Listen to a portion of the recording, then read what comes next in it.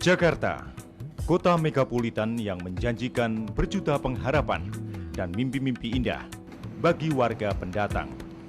Bukan hanya bagi orang-orang terpelajar yang bermodalkan intelektualitas dan ijazah saja, namun juga bagi mereka yang hanya bermodalkan semangat hidup.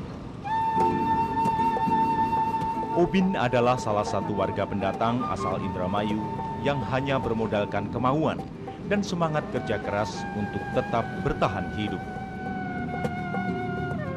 Bersama 3 orang temannya, Obin merintis usaha arang batok kelapa. Kenekatan menyertai Obin saat memulai usahanya.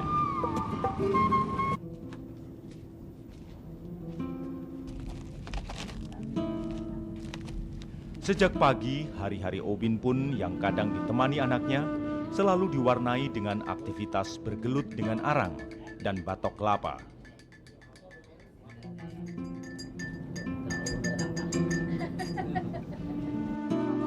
Tak mudah memulai suatu usaha baru.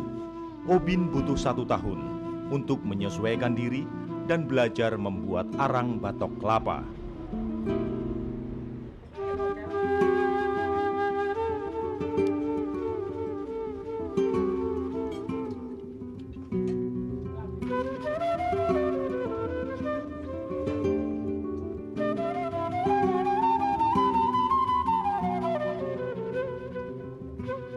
Obin dan sekitar 30 orang pembuat arang batok kelapa kini menempati lahan kosong di sekitar Danau Riario di kawasan Pedongkelan, Jakarta Timur.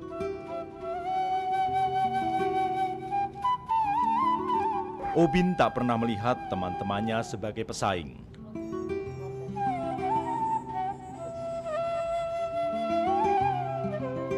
Tidak ada pungutan uang lain selama Obin tinggal di area pinggir danau ini, kecuali uang keamanan.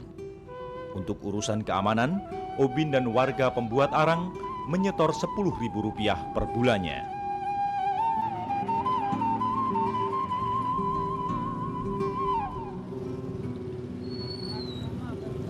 Lebih kurang 15 tahun sudah Obin bergelut dengan bisnis arang batok kelapa. Arang tempurung kelapa bisa mendatangkan uang sedikitnya Rp500.000 sebulan. Obin menyadari tempat tinggalnya sekarang ini yang juga sekaligus dijadikan tempat usaha bisa sewaktu-waktu diambil alih oleh sang pemilik tanah. Bayangan penggusuran selalu ada di pelupuk mata.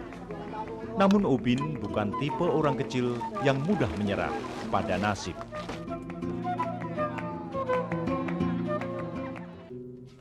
Lembaran aktivitas seharian Obin yang melelahkan ditutup dengan tidur semalam di peraduan. Segala harapan dan doa pun melayang dalam impian Obin, pembuat arang tempurung kelapa.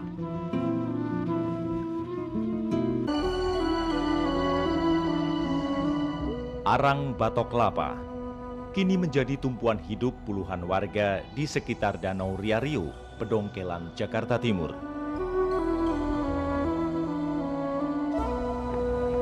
Mereka berasal dari berbagai kota, di antaranya dari Indramayu, Tasikmalaya, dan beberapa tempat lain di Jawa Barat. Warga pembuat arang batok kelapa yang tinggal di sekitar danau mempunyai latar belakang pengalaman pekerjaan yang beragam. Mulai dari karyawan pabrik tekstil, pedagang, kuli harian, hingga pemulung.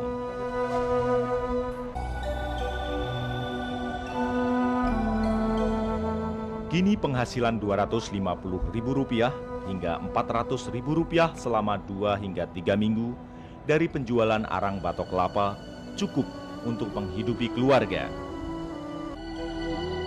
Wawan, asal Indramayu pun tak jauh berbeda dengan Sanim.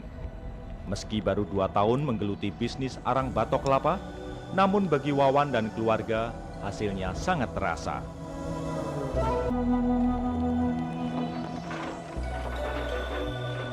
Di masa lalu, Wawan sehari-hari bekerja sebagai kuli serabutan dengan pendapatan tak menentu.